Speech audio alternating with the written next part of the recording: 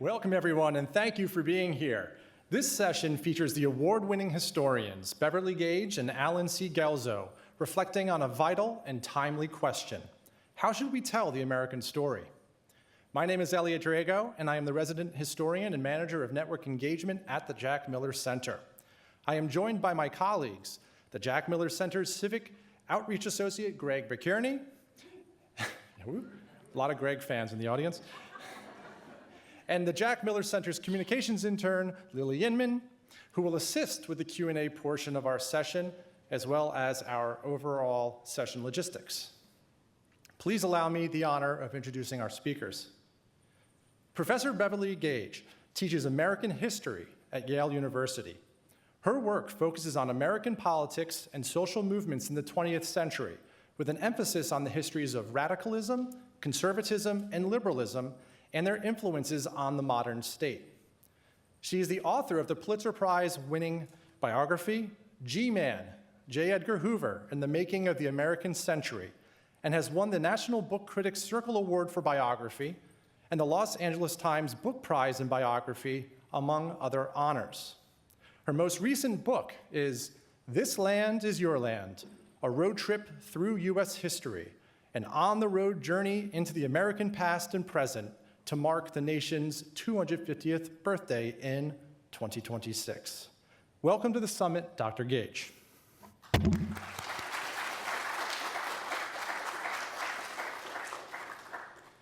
Professor Allen Guelzo is a New York Times best-selling author, American historian, and commentator on public issues.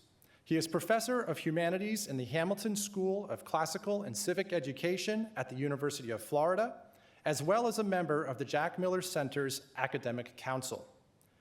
Among his many award-winning publications, his most recent books include Our Ancient Faith, Lincoln, Democracy, and the American Experiment, and Voices from Gettysburg, Letters, Papers, and Memoirs from the Civil War's Greatest Battle. He is a three-time winner of the Gilder Lehrman Institute's Lincoln Prize. Together with James Hankins, he is the author of a 2-volume Western Civilization survey, The Golden Thread, A History of the Western Tradition. Welcome to the summit, Dr. Guelzo.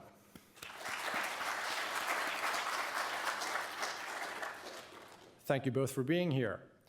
We will now begin our discussion in response to the question, how should we tell the American story? Professor Gage and Professor Guelzo will each answer the question with a brief talk, and then embark upon an unmoderated conversation, followed by Q&A with you, the audience. Professor Gage, would you mind starting us off?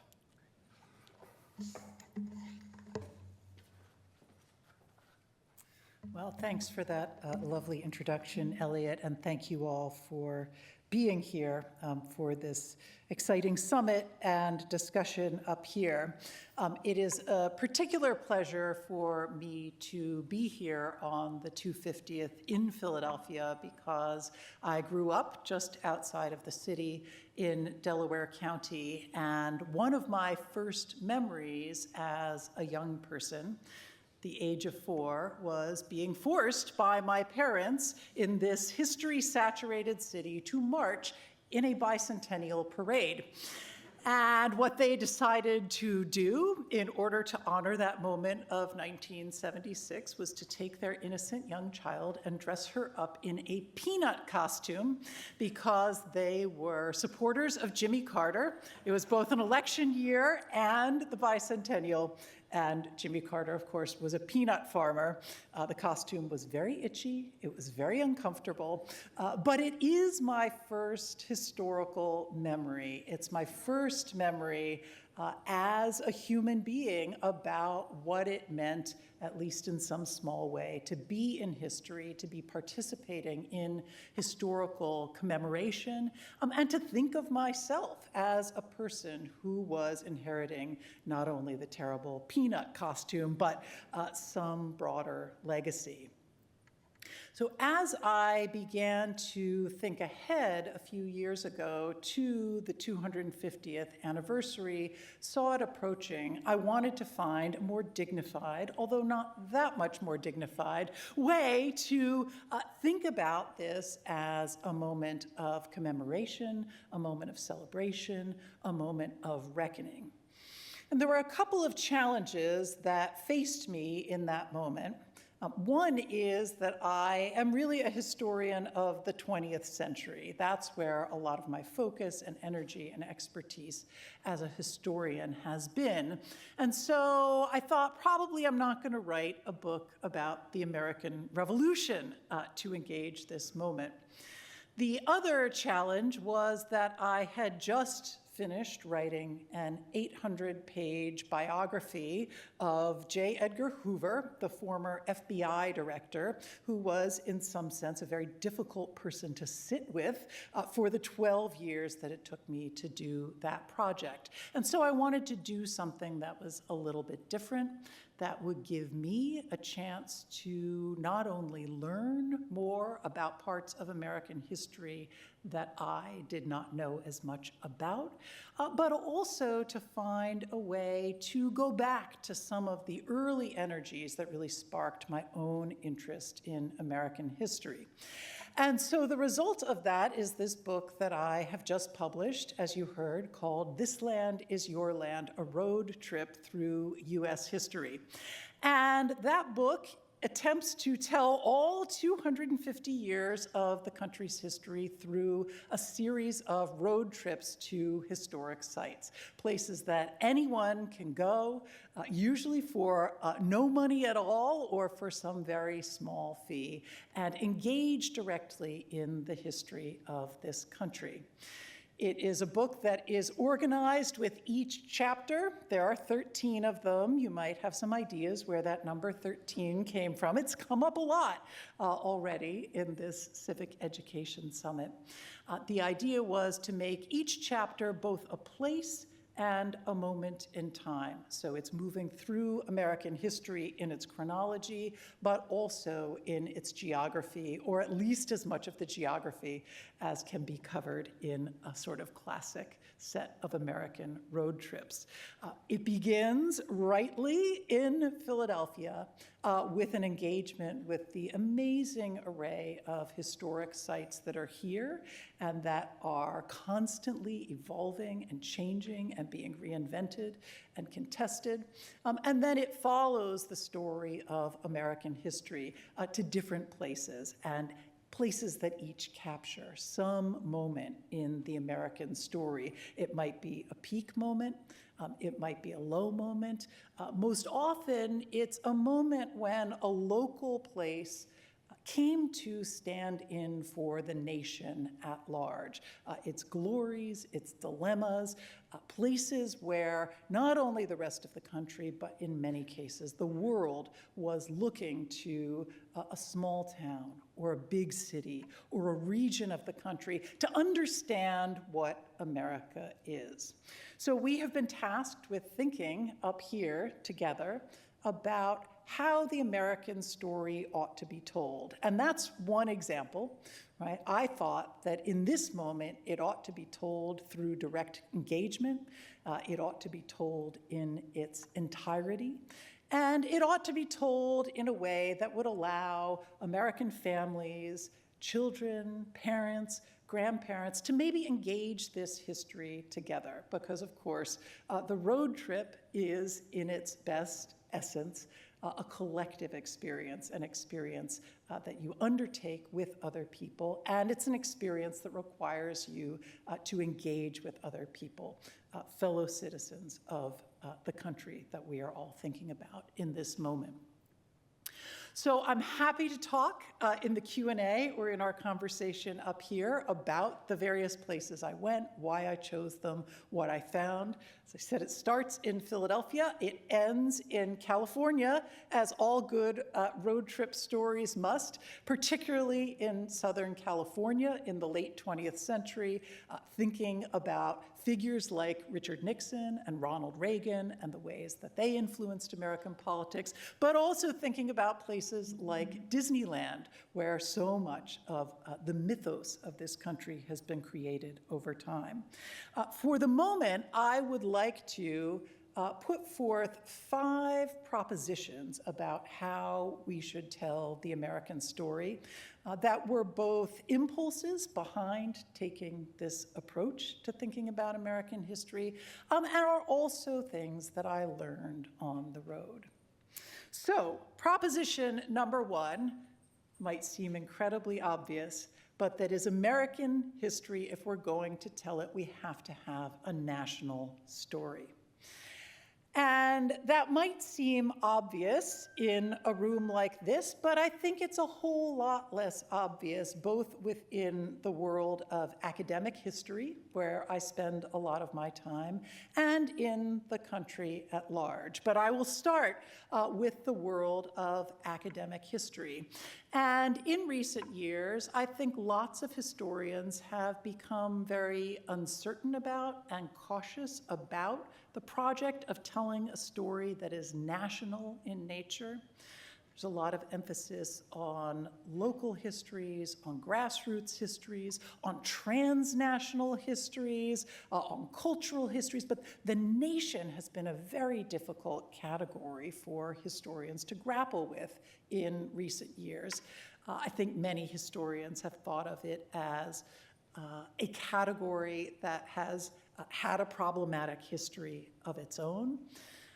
Think about talking in national terms as somehow inherently too celebratory, not critical enough, or vice versa, have the sense that the only thing that matters if you're going to tell the history of the nation is a reckoning with the most difficult, unjust, and worst things that have happened.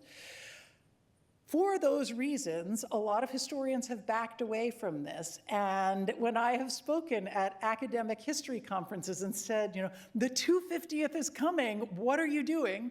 I've mostly gotten either sighs or eye rolls or occasionally blank stares, and then for a small group, a deep engagement with this question. And it is a difficult question. How do we want to tell our national story? How do we tell a national story in a way that is both reflective of the difficulties and complexities of our history, and is also something that's able to speak to a moment like this, where people want a narrative, where that narrative is coming anyway in a moment of commemoration and celebration like this. And so in this book and in this moment, I wanted to take up that challenge of really trying to create a national story. And the way that I put this in the book is that it ought to be possible in this country in 2026 to know your history and know it in a deep and engaged and complicated way and still love your country. And I think too often in our public discourse, those things have become separated, and that it's incumbent upon all of us in this moment to put some of those pieces back together. So I think the American story should be a national story. That's point number 1. Point number 2 might seem to contradict that a little bit, but it's that it should also be a local story. George Washington, when he became president of the United States, that thing that was just coming into being, one of the first things he did was to decide that he was going to go on a road trip. And in fact, this book is full of historical figures who have gone out and wanted to see the country in the most direct way possible.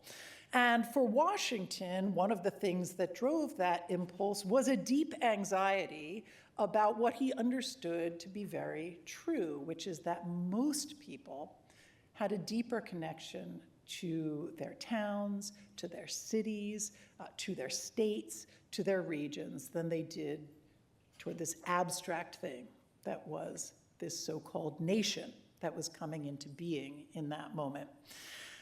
And I think what's important about that is not only that for our very first president, the impulse to get out and engage directly was a really important impulse, but that being attentive to some of the ways that the local and national intersect is a really vital way to tell the American story.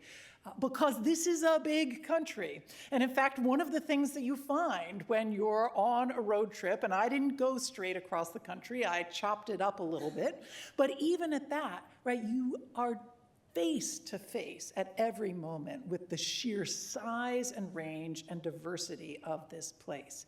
And so that needs to be part of the American story too, that not all of these histories are the same, but that there have been these places in American history where we look to a local set of conflicts, a local set of discoveries, a local set of dynamics to try to figure out what the country is all about. So I'll just offer 2 examples of places that I wrote about in the book.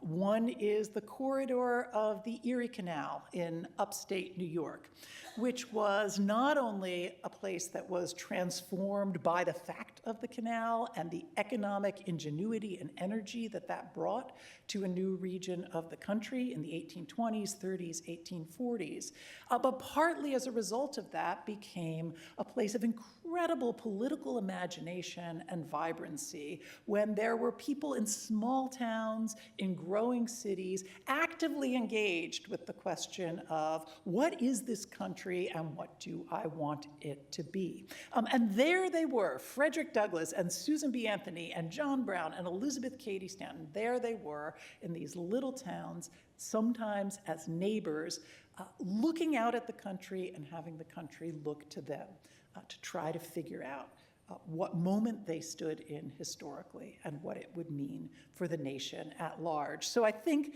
local connections, human connections, are a vital part of how we want to tell the American story, particularly in a year like this.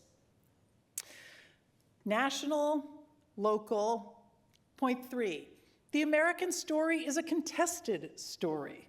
I think sometimes when we go to the national level, there is a desire to sort of iron out the wrinkles, make it less contested than it has been, than it was, and that it still is today. And to me, that actually is the story, right? The story is not one of a set of timeless ideals that were laid down in 1776 or 1787 that became self-executing or that occasionally the country lost sight of but returned to.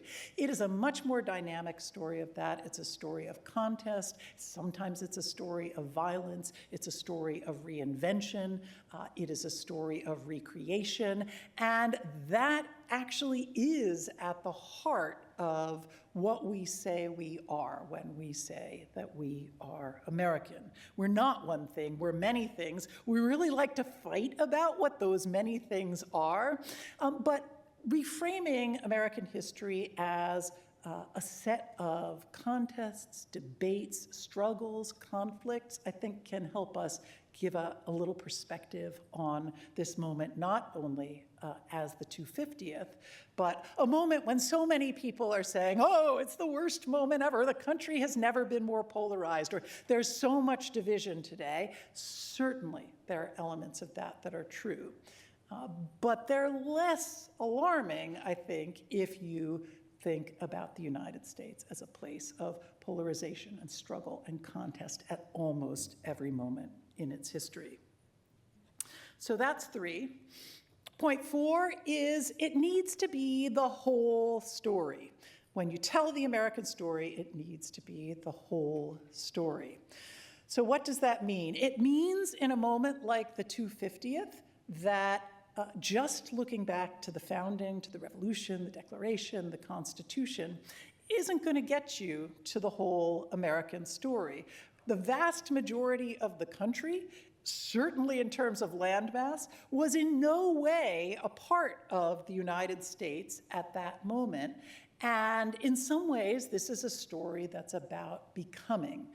So I really wanted in this project, but I think for the 250th itself, to have it not just be about veneration of the founders, and not even just be about contending with the founding legacy, but looking at the ways in which that has been engaged, rethought, reimagined, contested over the full arc of American history. And the whole story means that we have to have the whole range of actors in that story too.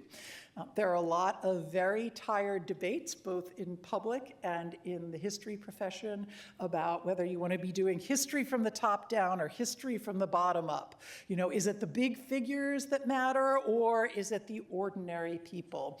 Is it the best things or the worst things? And of course, the answer is that it's all of them. And it's all of them not just because that's a simple way to say, you know, pleasing everybody, but that's actually what history is. You cannot understand a figure like Thomas Jefferson without understanding the institution of slavery, the ways that he engaged it, the ways that the world of slavery shaped him. They are not separable stories. They are not separable categories. And we don't want to throw one out, and we don't want to throw the other out. And if we do, it is a profound misreading of how history actually happened. The last point I will make is that I think, particularly in a moment like this moment, but more broadly in our classrooms, in the ways we engage, I actually think history should be fun. And I have a real concern in this moment that when people hear the history professor is entering the room, their shoulders sort of slump and they say, oh no, either we're going to learn just a set of facts that we're supposed to be responsible for. I'm actually a big fan of facts. I think people need to keep them in their head and not outsource them to things like AI, but that's a different set of conversations to have. Or they think they're about to be scolded, right? They're about to be told that they're not doing it right, that history is this big, dark, and scary place. And there's certainly elements to that. But I think it's really important in public commemoration, in the classroom, and out on the road, hopefully with your family, to engage a sense of adventure, of fun, of human connection, and to put the highs and lows together and find ways to do that as history, but also to do that as a nation, as a collective, and with each other. I'll leave that there.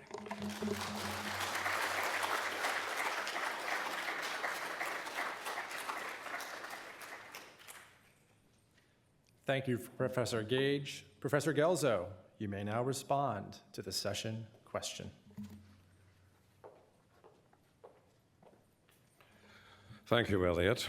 I have been gratified that baseball has been a subject of repeated attention so far in these sessions, but I have to enter a very serious disagreement with Peggy Noonan.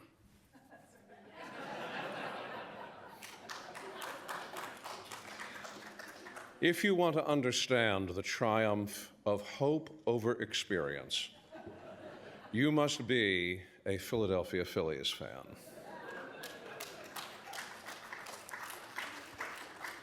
And this is an artifact. 1915 Philadelphia Phillies. The first year they won the pennant, took them 30 years to get there, and it would take 35 before they were back. The triumph of hope over experience. Americans are not supposed to love history. We're supposed to be starting all over. That's what Tom Paine told us back in 1776. We're going to begin the world anew. It's going to be, he said, just like the days of Noah. Or sometimes we're not supposed to love history because we're boldly going where no European ever went before. That's what Walt Whitman told us in O Pioneers. Or we're trashing history as pointless bunk, according to Henry Ford. Or sometimes we are setting history aside as a distraction from that perennial interest of college education, and that is getting a job. And so it becomes important for us to celebrate history only when there is a major anniversary happening, such as every 50 years.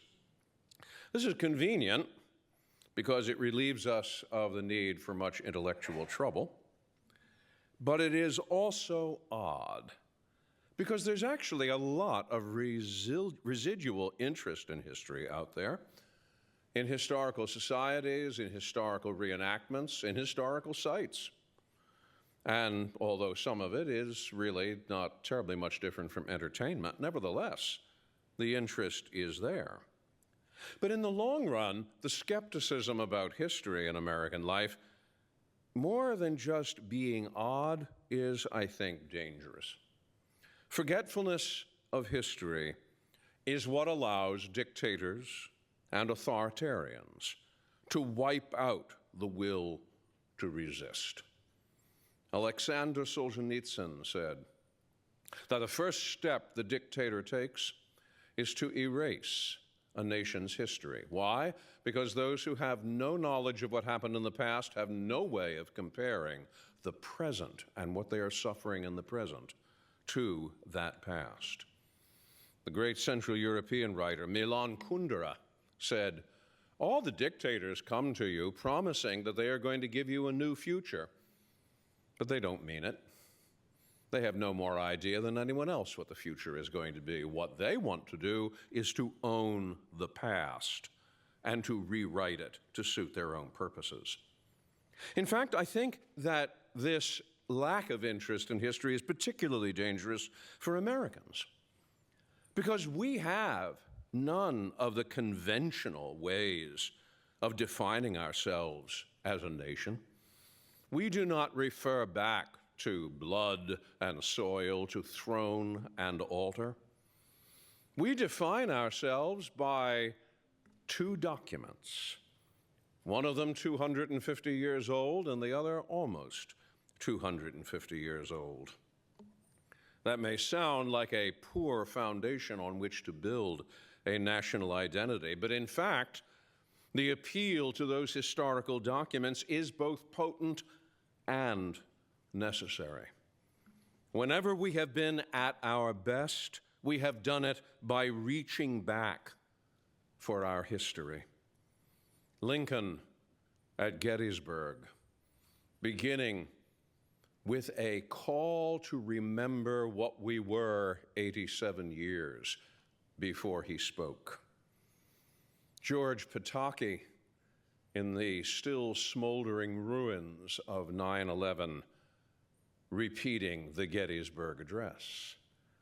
Martin Luther King describing his I Have a Dream speech as a kind of Gettysburg Address. When we have been at our best, it has been in recalling our history. So how shall we tell the American story? And especially, how should we tell it in 2026? The first thing that we can do is to tell it carefully. Carefully because 250 years really is a big chunk. A lot happened. Not all of it good.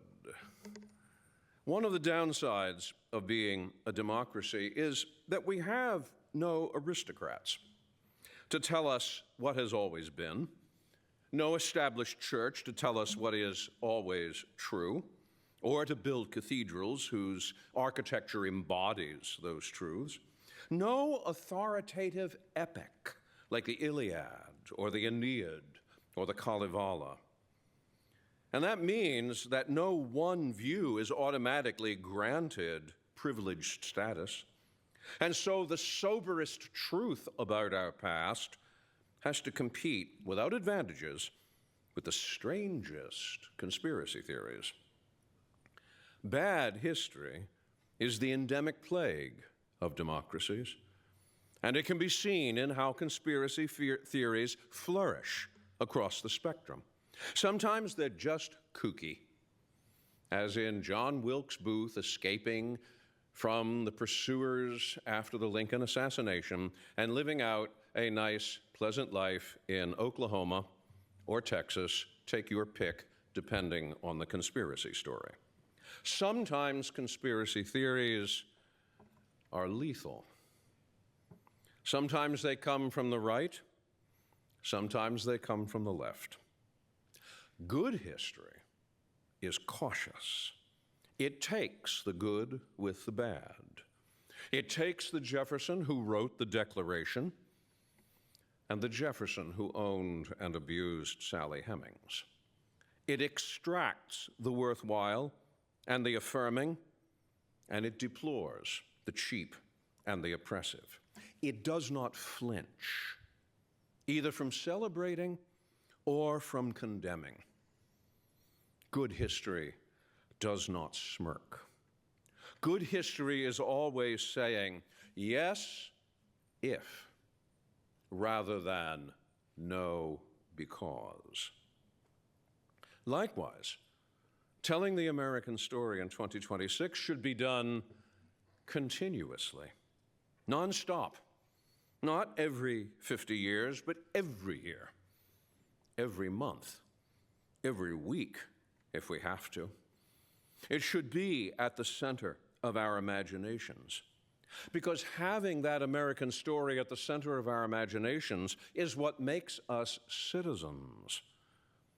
And a democracy requires citizens, not subjects, not mere worker bees, but citizens. And it should be at the center of our imaginations because we cannot live by bread alone. We cannot make our schools into factories for fashioning employables and still expect to be free afterwards. And the story should be continuously at the center of our imaginations because while you cannot tell a people fairy stories about the past and expect then from them civic responsibility, you also cannot tell fictions of unrelenting gloom without demoralizing them and delivering them into the hands of the world's tormentors. It should be at the center of our imaginations because the American Revolution in particular is not over.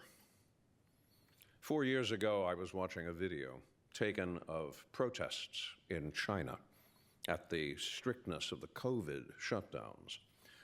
A student stood on a barricade and shouted in Mandarin, "Give me liberty or give me death." I wonder where he got that. No, the American Revolution is not over. The American Revolution is dated 1776. It happened yesterday, and it should be always at the forefront of our thinking. Thirdly, we should tell this story not only continuously, not only carefully, but we should tell it courageously. I do not mean by that arrogance, because the finest hours of American history contain stories of the most sublime inspiration and the most definite and irrefutable rebuke.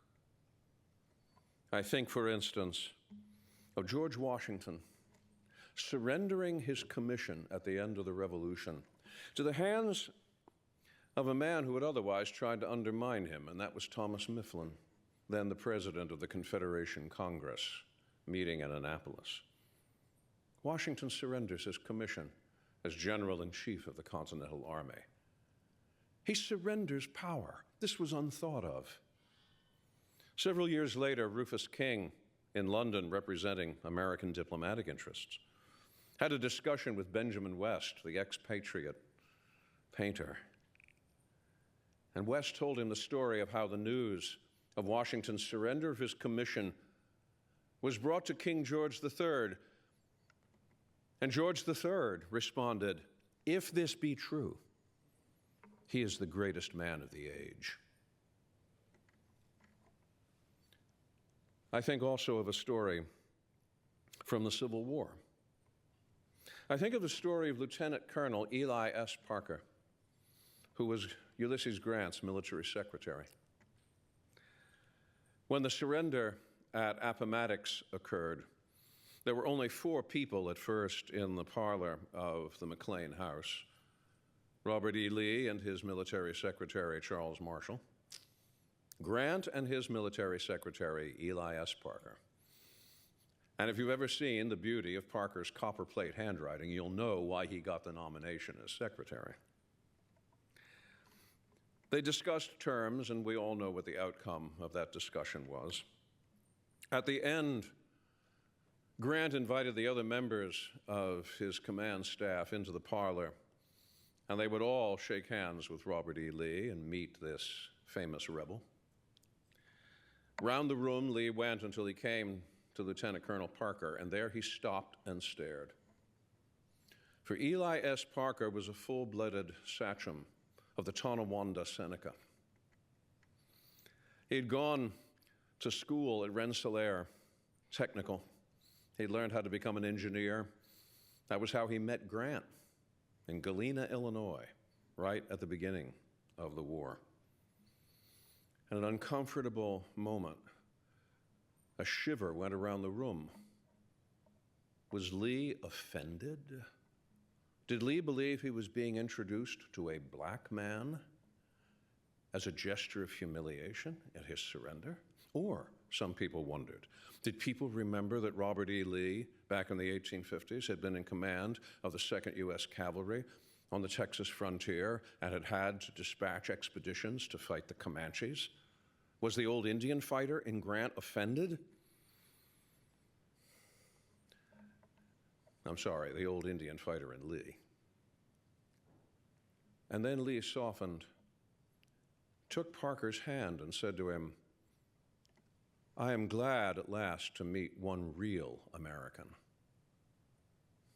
To which Colonel Parker responded, "General Lee, we are all Americans." These are the moments in our national life that we must come back to over and over again, because they bring to us healing, they bring to us hope, they bring to us direction, they bring to us reminder of what yet must be done in our national life. Finally, what stories would I like us to tell the most in 2026? I would like us to tell stories of our great ideas. Americans are not supposed to be people of ideas. We're supposed to be the can-do types, the hands-on, the pragmatic. No, we aren't.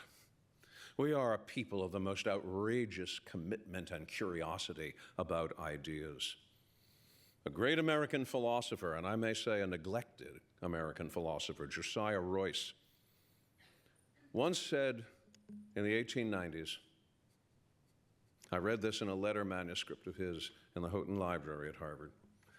Anyone who thinks that Americans have no interest in ideas does not know Americans. Americans have interest in nothing but ideas. We want to talk about nothing except ideas. We want to debate nothing except ideas. We are a people thinking all the time.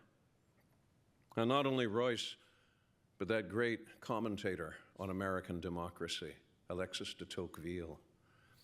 Tocqueville was so extraordinarily amazed at the way Americans could talk about nothing except ideas of liberty, of equality, all the time. They just did not stop talking. In France, where Tocqueville had come from, there was nothing to talk about anymore. But in America, they talked all the time. I want us to talk about our ideas. I want us to talk about our art. All right, I'm a history person. I'm not supposed to be interested in art, to which I say rubbish. Whoever has lived their lives in a silo in which they only do one thing? No, that's not life. That's a waste of life. I would like us to talk about American art. I would like us to talk about Frederick Church. I would like us to talk about Asher Durand. I would like us to talk about the great muralists of the 20th century.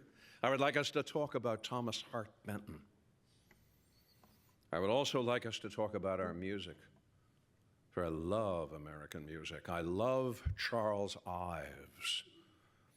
I love Ives's Third Symphony and that capacity to call out from the players and from the audience great questions. And all of those run through Ives, because Ives in all of his music is calling us to remembrance. Remembrance of what we were in the Revolution, the remembrance of what we were in the Civil War, and especially that great moment toward the end of the St. Gaudens movement of three places in New England where the solo flute takes up, in the most heartbreaking sense, the battle cry of freedom, celebrating those black soldiers of the 54th Massachusetts. I would like us to talk about our philosophy. I would like us to talk about the moral philosophers of the 19th century, those great forgotten titles, but which we made such a great literature of. And I would like us to talk about our literature. I would like us to talk about the early American literature of Charles Brockden Brown. I would like us to talk about the epics of Joel Barlow and Timothy Dwight. I would like us to talk about James Fenimore Cooper. But it's not only stories about the arts. I would like us to tell ourselves and others stories of innovation. In one generation, Americans went from a world almost similar to that of the Middle Ages, in which light at evening came from candles and work was done by muscle power, either the muscle power of human beings or of animals. We went in one generation from that to the telegraph, the railroad, and the steamboat. One generation. No home in America was wired for electricity in 1880. 100% of them were by 1940. 37% of American deaths were due to infectious disease in 1900. By 1955, that was just 5%. In 1916, there was only enough hard surface road in America to get someone from New York City to Boston. But now, 50 years on from there, we look at the record of interstate highways. You see, even the short end of the American stick is a position that other nations and other societies have envied. Years ago, a musical friend complained to me about how hard it was to sing the Star-Spangled Banner. And you know, it was right, because that thing covers an octave and a fifth. And if you don't start in exactly B flat, you're going to be up a creek without a paddle. What he wanted us to do was to adopt as our national anthem instead America the Beautiful. For spacious skies, amber waves of grain, purple mountains' majesties. I disagreed. If we wanted something different, then I wanted something older in spirit than either of those two songs. I wanted something written in 1831 for July 4th in Boston. I wanted us to sing, "My country, 'tis of thee, sweet land of liberty. Of thee I sing." That's what I plan to sing on the 4th of July in the semiquincentennial year of 2026. Thank you.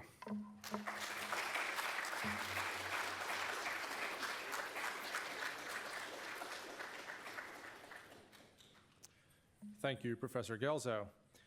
Now we will devote about 25 minutes of our time to listening to and learning from both Professors Gage and Guelzo. Professors, the floor and the conversation is yours.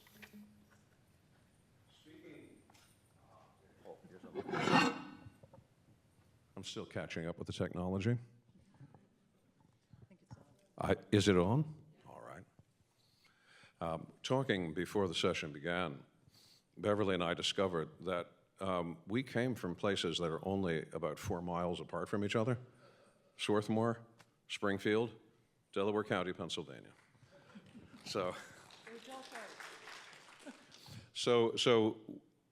You could say that we both know the territory around here.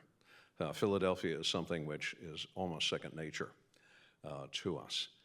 And you had the experience of being dressed up as a peanut. I had the experience in 1976 of being dressed up a very different way.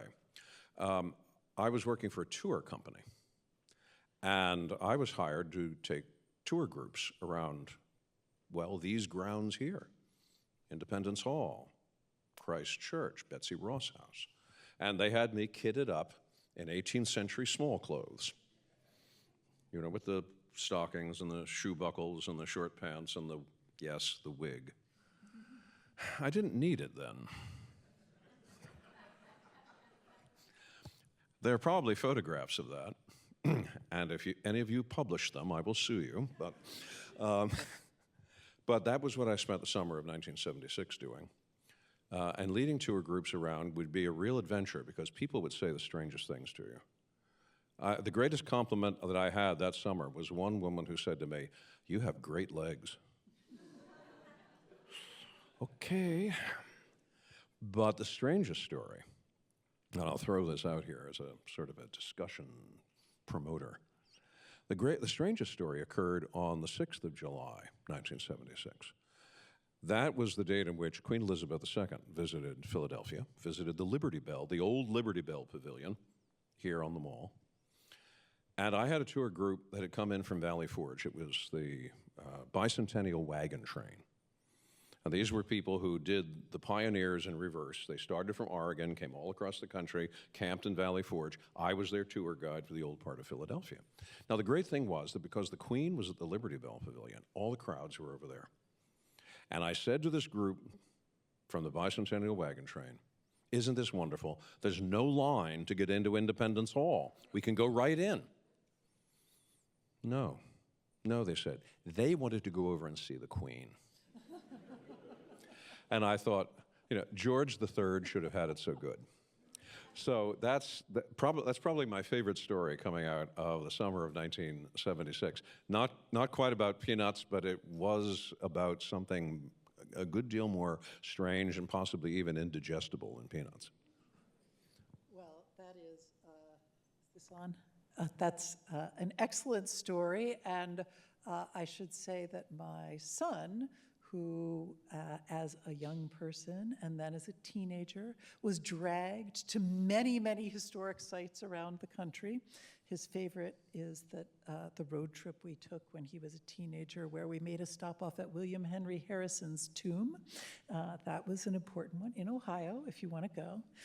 But he has turned into a historical walking tour guide now, a year out of college. There we go. In the same way. So he's having that moment in 2026. And it has been fascinating because one of the things that interested me about going to these sites, one of the experiences that he was having and that you had a long time ago, is that historic sites are still places where anyone can walk in and start asking questions. And so I think in our very algorithm-driven, only see what you want to see sort of society at this moment, places like the National Constitution Center and Independence Hall have a very different imperative than almost anyone in the society, and a very different imperative than historians who spend their time in universities have. And so it was one of the reasons that I wanted to go, engage them, think about the ways they are handling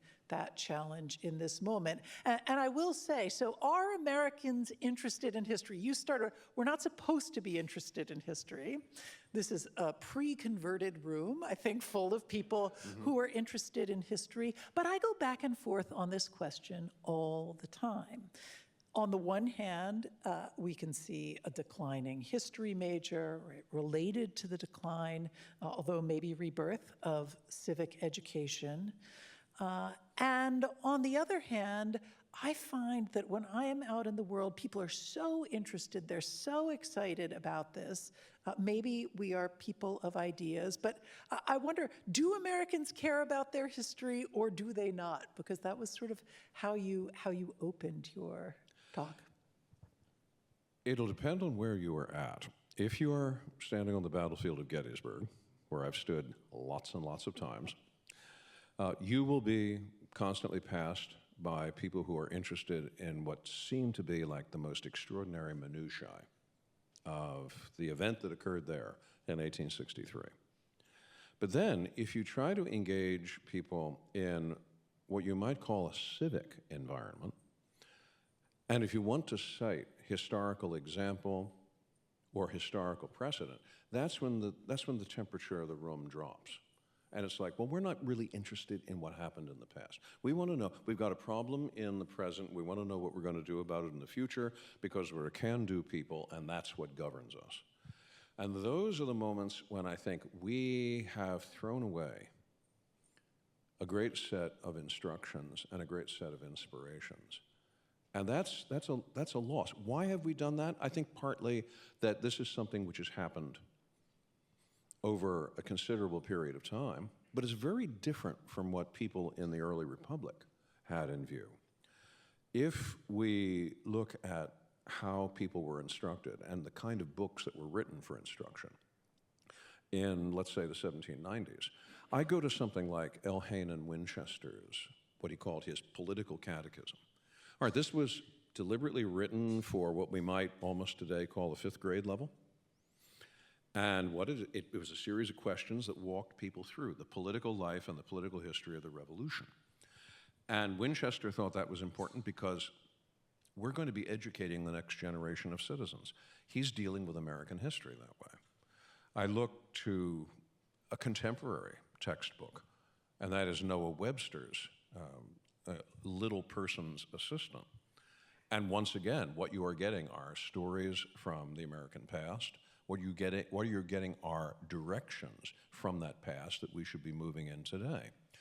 I look on a generation after that. I look to someone like, for instance, Frederick Douglass. Where does Frederick Douglass begin to get a source for the ideas that he is going to be turning into a career as an abolitionist and a lecturer? He's going to a 15-cent copy of the Columbian Orator. And he's able to buy this because he does a number of odd jobs around the Baltimore wharves. He's able to earn some change from these jobs. He buys a copy of the Columbian Orator. What does he find there as he reads through it? All right, he finds stock examples of speeches, but they are historical speeches, including speeches about liberty, about emancipation, and opposition to slavery. This becomes a generative moment for Frederick Douglass. The past has put into his hands weapons for dealing with the future.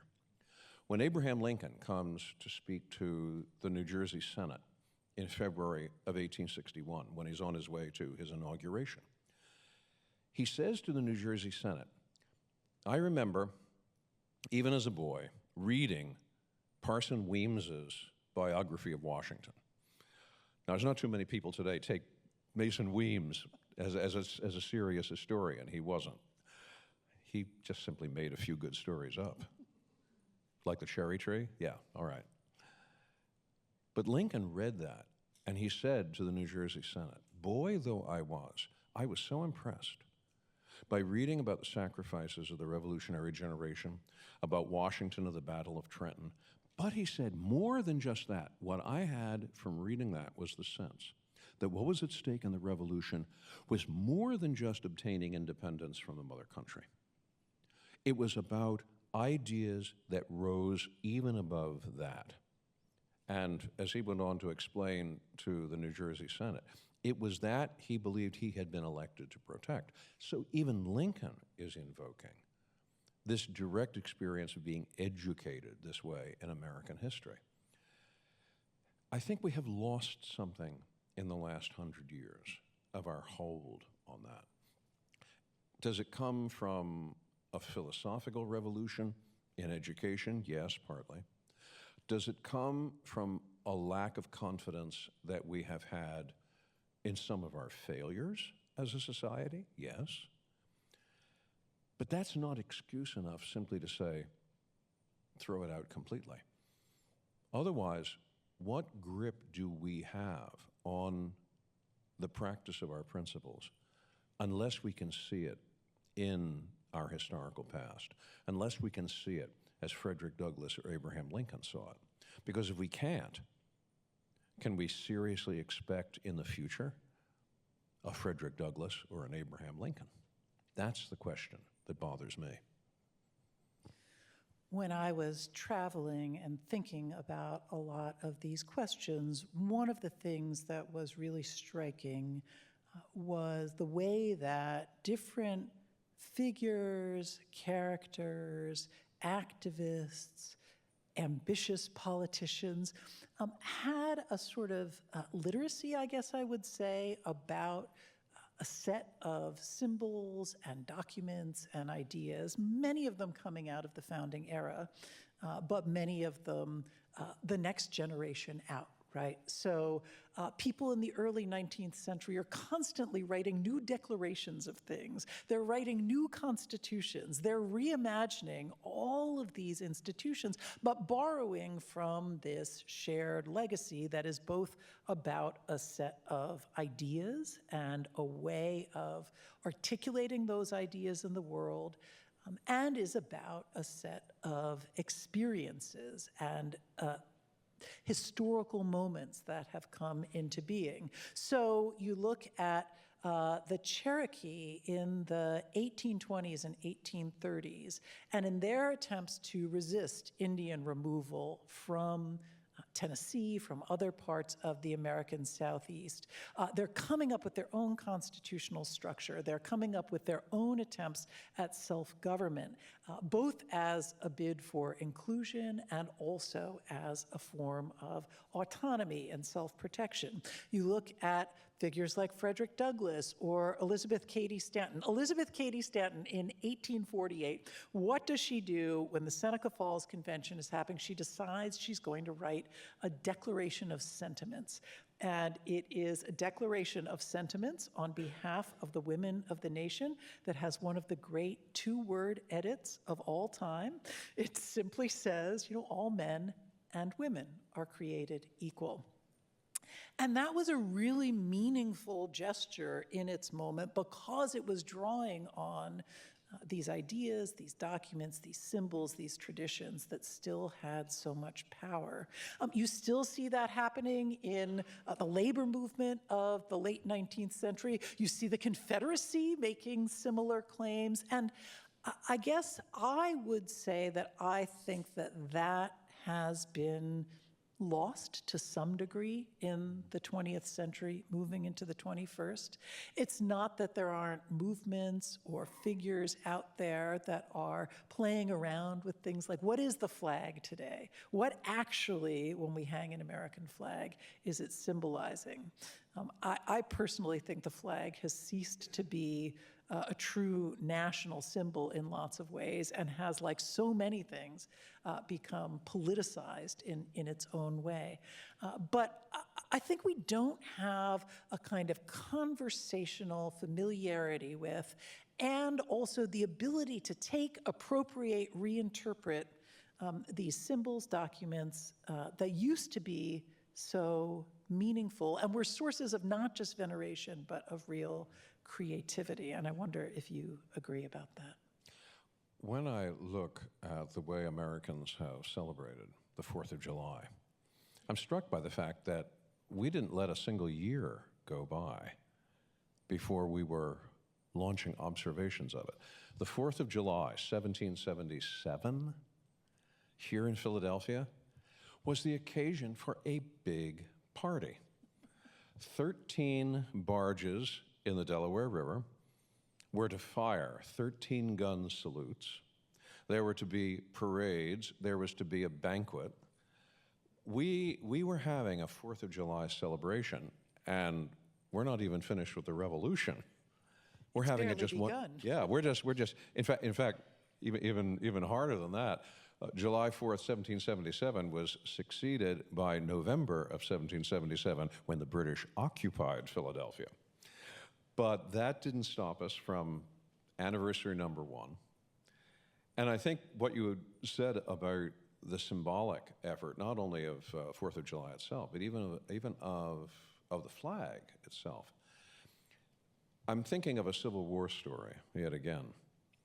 And this is the story of, it's the story of a photograph. It's the photograph of a black soldier, a sergeant, with the 3 chevrons on his sleeve. And he's pictured holding an American flag with one hand and in his other hand is a cane. This is Sergeant William Kearney of the 54th Massachusetts, the first all-black regiment in the Union Army.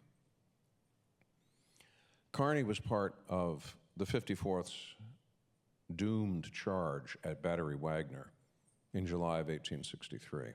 The color bearer of the regiment was cut down. Sergeant Kearney picked up the flag. He was then hit in the chest, in the arm, in the leg. But he managed to limp off part of the way on the shoulders of a white soldier from another regiment, and they made it to an aid station. He would not give up his grip on the flag until he made it to that aid station and turned it over, and he said, "The old flag never touched the ground, boys." That man did not have, legally speaking, that man did not have a flag 6 months before. Chief Justice Taney had made it clear he could never have a flag in the Dred Scott decision. But the war had changed that. And Kearney embraced that opportunity with all of his energy. July of 1863. In 1916, a poet named Elias Lieberman, his parents were immigrants from Tsarist Russia, and he himself was a school teacher in Brooklyn. He wrote a poem which was popular in my mother's day, and I know it was because it was in my mother's English textbook, or grade school textbook. Not too much circulated today, but it was a poem entitled, "I Am an American." And it has 2 stanzas, and the first stanza is narrated in the voice of a descendant of the Mayflower. And not only the Mayflower, but the daughters of the American Revolution, and so on like that. And at the end of that stanza, this voice concludes, "I am proud of my past. I am an American." Then comes the second stanza. "My ancestors were crippled under the knout of the great Tsar. My mother was a chaff blown by the wind. But when they came to see the Liberty Torch," in other words, the Statue of Liberty in New York Harbor, "then the crippled man became whole, and the piece of chaff became a woman." And Lieberman's poem ends by saying, "I am proud of my future. I am an American." And there's something in that that deeply moves me. I had no ancestors who fought in the Revolution. I had no ancestors who fought in the Civil War. We came kind of late. The Atlantic's a big ocean. Give us a break. But I had great-grandparents who came from Ireland. They came from Sweden. They came from Prussia. They came from Bavaria.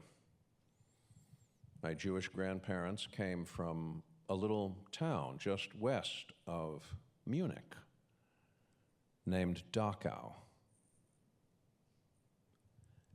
They came to this country, all of them, in the 1880s and the 1890s. My great-grandfather from Sweden could not wait to abjure the King of Sweden. He wrote out in pencil, he copied out in pencil, the Declaration of Independence, the Gettysburg Address. It can be said that it takes 1,200 years to make a Frenchman. Got all that wine, you know? But you can become an American in 20 minutes. You take those propositions, you take those documents, you say, yes, I sign on to them. You're in. Doesn't matter who you are, what you look like, what your religion is, what your ethnicity has been, where you have come from. You embrace those truths, those inalienable rights, and you're in. And so all of them were in. For them, what Lieberman described in that poem was not just a poetic flight. That was the description of their lives. The best thing my great-grandfather from Sweden ever saw was the boat that brought him to America. And how do we revive that sense How do we revive that sense in rising generations today? For me, I want to tell those kinds of stories, not just about historical figures, but about even my own antecedents. As an illustration, first of all, that is what this American experiment is about. Secondly, it didn't happen all that long ago. These are my great-grandparents. I knew my great-grandmother from Ireland. And she lived to the ripe old age of 101, which was convenient for me. But it wasn't all that long ago. And it can happen now, and it should happen now. That naturalization ceremony earlier today was one more example of how it continues to happen. And there is a great moment for any of you who witnessed it. It's a great moment in which these new citizens-to-be, they're holding a little flag, they're holding a copy of the Constitution and the Declaration. That is all they need. That is all they need, that and the heart to love those things. So I reflect on my own, the experience of my own ancestors, the experience of the past, the example of people who are in more than one sense my ancestors. Yes, biologically speaking, yes, Ireland, Germany, Sweden. But in a real sense, my ancestors are Washington and Madison. My ancestors are Lincoln and Frederick Douglass. My ancestors are Ida Strauss and Ma Ingalls. Those are my ancestors. I am an American.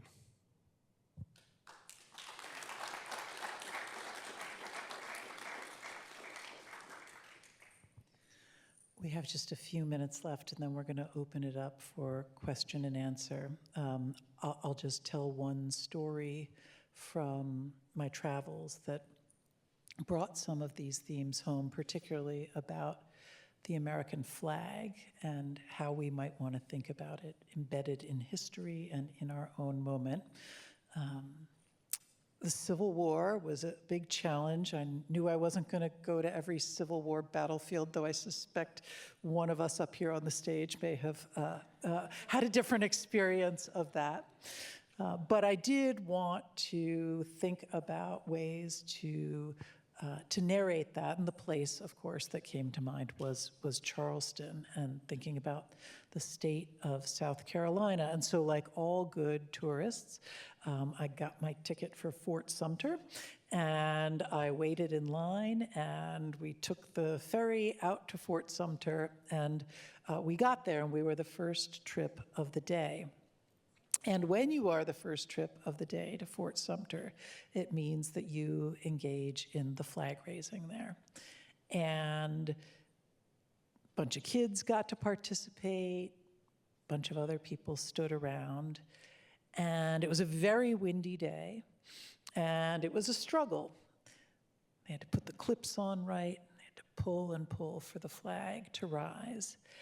And I found myself incredibly moved by that moment, because what we were doing in that moment was reenacting the moment in 1865 when, in fact, the Confederate flag came down, the American flag went back up, a moment that was so concentrated with hope and aspiration and a vision of this wonderful world that was going to come into being in the aftermath of the war, but specifically that flag in that moment was a flag of liberation.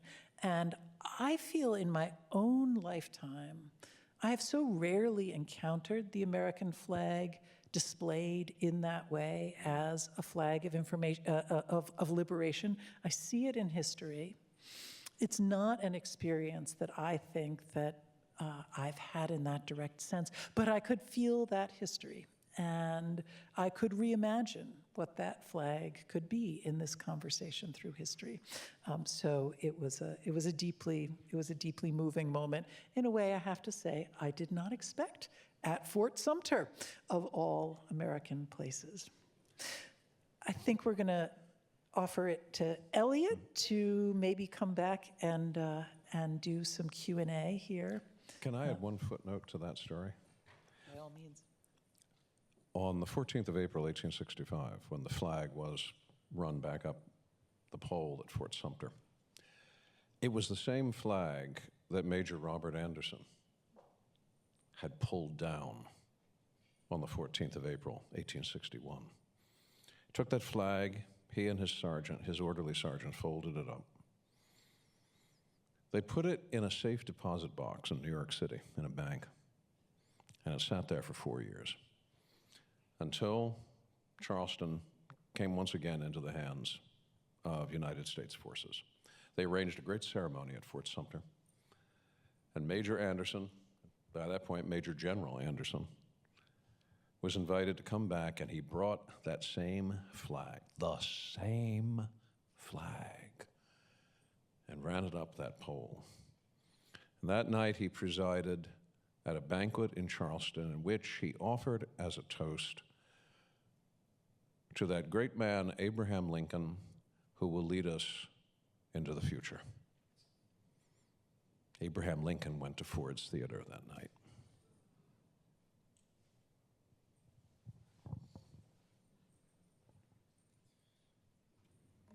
Thank you, Professor Gage and Professor Guelzo, for treating us to this edifying and inspiring conversation.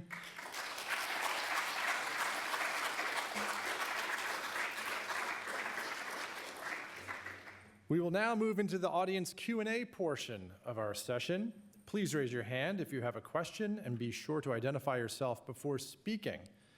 Because we have limited time and want to hear from as many people as possible, we kindly ask that questions remain brief, direct, and focused. Remember, Thomas Jefferson wrote the Declaration of Independence in about 1,300 words. Your question can probably be shorter. Thank you. Yes, sir. Roger Smith.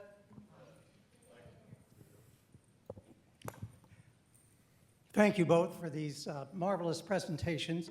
I have a couple related questions for Professor Gage.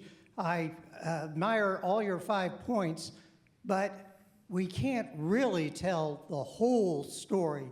We have to have some judgment about what we feature and what we leave out, and I'd be interested to hear what your standards are. Professor Guelzo, I thought you made your standards admirably clear. You said that we're not a nation defined by blood and soil, but by allegiance to two documents, and in 20 minutes you can become an American. But as you know, leaders now, including Missouri Senator Eric Schmidt, Vice President Vance, have challenged that and said that we are not defined just by a creed or the proposition that all men are created equal, that we're a particular people of a particular place and history. And I'm wondering how you interpret those different accounts. Are they examples of the contestation that Professor Gage has said defines us, or would you say that one interpretation is more correct and one is a wrong account of who we are as Americans? Well, you've posed the hard questions, of course, as someone who's written about them many, many times in your own career. I guess that I would say I don't feel a desire to put strict limits around what counts as American history, because of course that is a process that has changed many, many times over history itself. I would say that I think that having some set of engagement with these fundamental symbols and themes of American history was the way that I put some boundaries on what I was going to choose to include in a book like the one I wrote. I didn't go everywhere. I didn't write about everything. And in fact, it's in the making of the choices that history really is shaped and thought through. And so what I was looking for in that instance was a set of conversations that were happening over time. And they were happening around different issues. They were happening in different places. They were happening with different kinds of people coming from different positions in American society or coming from outside it. But they were engaged in a common set of questions, in this case, that were about what the nation actually is and what our relationship to these founding themes of equality, of revolution, and then of nation-making and of a kind of stability that the Constitution needed to bring in. So that's the way that I structured those questions. I don't think we need to have an absolute answer to that question for the historical enterprise writ large, because that's part of the contestation itself. On the 10th of July, 1858, Lincoln gave a speech at the beginning of the great campaign between himself and Stephen Douglas for the U.S. Senate from Illinois. In that speech, he talked about the Declaration. And he said, if we look out over the American nation today, we will find that a great many of the people, fully half of the people living in the country today, are immigrants from someplace else, or they're the offspring of immigrants from someplace else. They may not have any family memory of great-grandpa in the snows of Valley Forge with Washington. But he said, even if they are from, and he reeled off a list of places people could be from France, from Scandinavia, from Germany, and so on. When they look through that Declaration of Independence, and they read those words that all men are created equal, then they feel that they are flesh of the flesh and bone of the bone of those old men that wrote the Declaration, and so they are. That, he said, is the electric cord that runs through the hearts of every lover of liberty throughout the world. Now, I am not politically familiar with the declarations made by various vice presidents and so on like that. And if there is a disagreement between myself and any one of them, I must direct them not to anything I say or write, but to Abraham Lincoln, and perhaps they can settle their disagreement with Mr. Lincoln.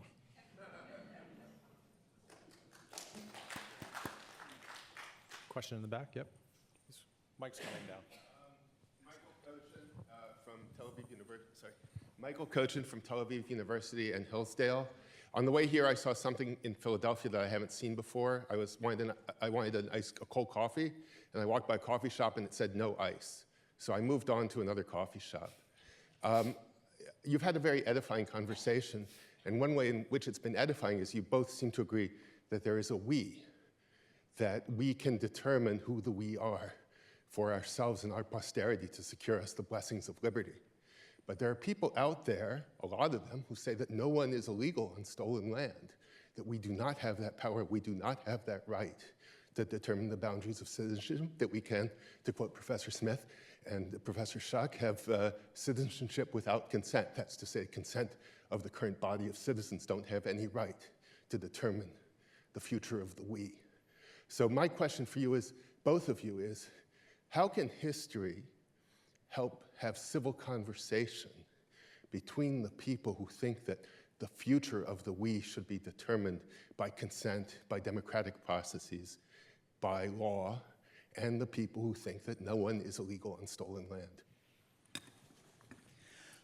Well, I'm not sure that I would frame the current state of the debate in quite the way that you do. I think what's actually missing from a lot of the public discourse around immigration is not only these deep stories about how this country came to be and who is here and how to engage, but actually the wrestling with that fundamental question that it is not either nobody or everybody, but that there are these deep civic challenges that are involved in a nation state that has boundaries, that also wants to be a nation that is growing and vibrant and diverse and embracing of newcomers. And that is not a new question.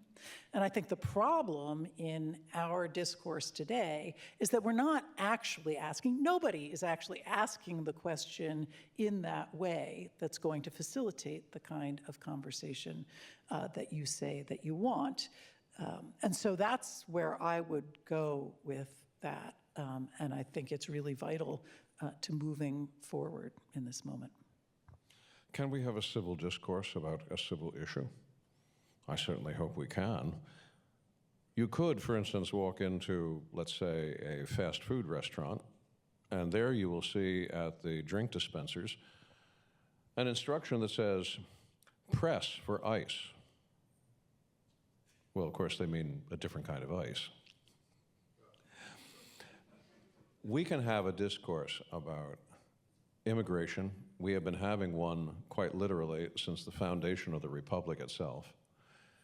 We have been having an argument about who has a right to be part of this American discourse since Citizen Genet, who thought that he had a right to appeal over the heads of the Washington administration to the American public.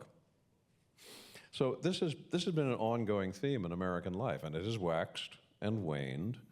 It has sometimes been handled wisely and sometimes not. And we will continue to debate this. The marvelous thing about American life is that we will debate it. In the process of debate, some people will say foolish things, and some people will behave as though they have a right to dictate to others. But in the long run, if we are true to what we are as Americans, we will overcome even that folly. How much patience do we have with ourselves? Democracy can sometimes be very impatient, a little bit like the prayer that was uttered that I think we heard about earlier from the chairman of the board of the Miller Foundation. Lord, give me patience right now, okay? And sometimes we are like that in our political lives. Oh, we are going to be patiently waiting for civil discourse so long as it turns out our way.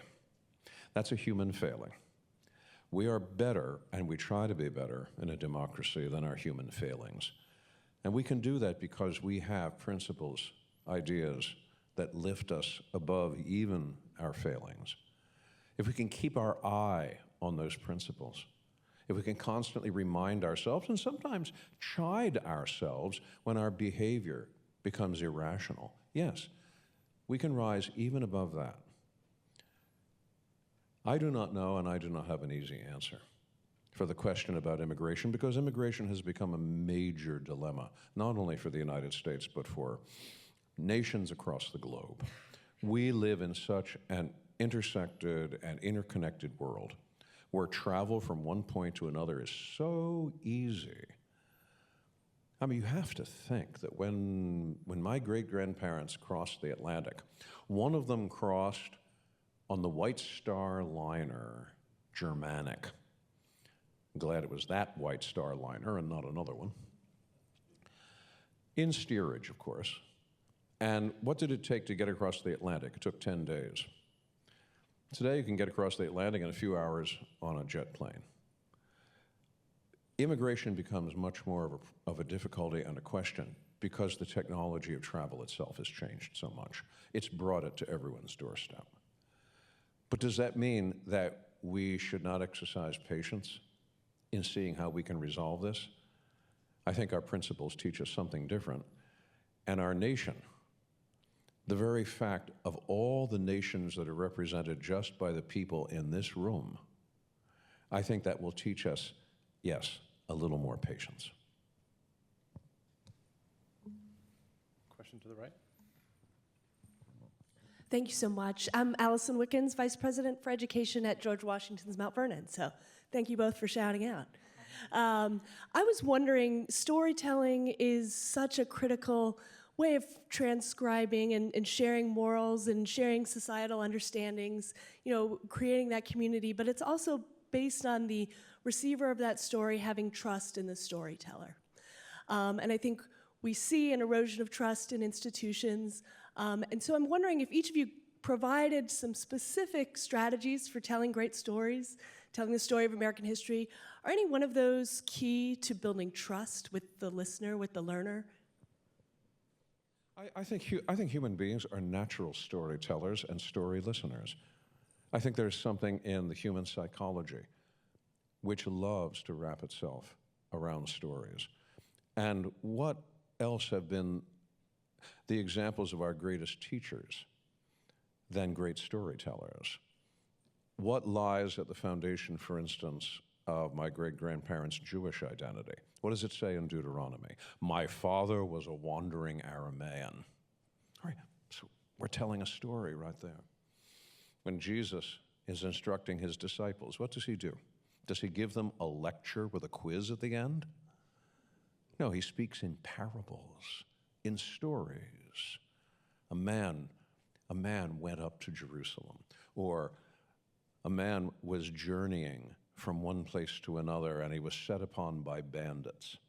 All of these become stories because the stories, first of all, are not efforts to tell an answer to a very specific question. The story lets you see the full context, the full panorama of a dilemma. Also, the stories draw you in. They tell you, they bring you into it so that you become a participant in the stories themselves. I'm convinced that and I'm not a psychologist, but I am convinced that there is that native wiring of our minds for the love of stories.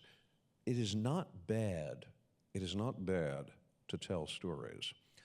For many historians, sometimes we're uncomfortable with storytelling because we think it sounds a little bit too much like what you're going to do for third graders at the library. All right, I'm going to read you a story. Well, yes, you can be undiscerning in that fashion. You can almost be condescending. But in the largest sense, historians are not necessarily steely-eyed rocket scientists. Yes, we deal with data. Yes, we deal with numbers. And oh, how I love numbers. I love, Beverly, this is horrible to admit, I love old almanacs from the 19th century because there I can find all kinds of data and numbers. But the numbers themselves are subservient to telling a story. I'll give you one example. If I look in the almanac for 1860, which has all the information for the census, what I will find there is that the entire banking capital of the states that will make up the Confederacy did not equal the banking capital that you find alone in the state of New York. That tells me something about the backwardness of a slave economy. All right?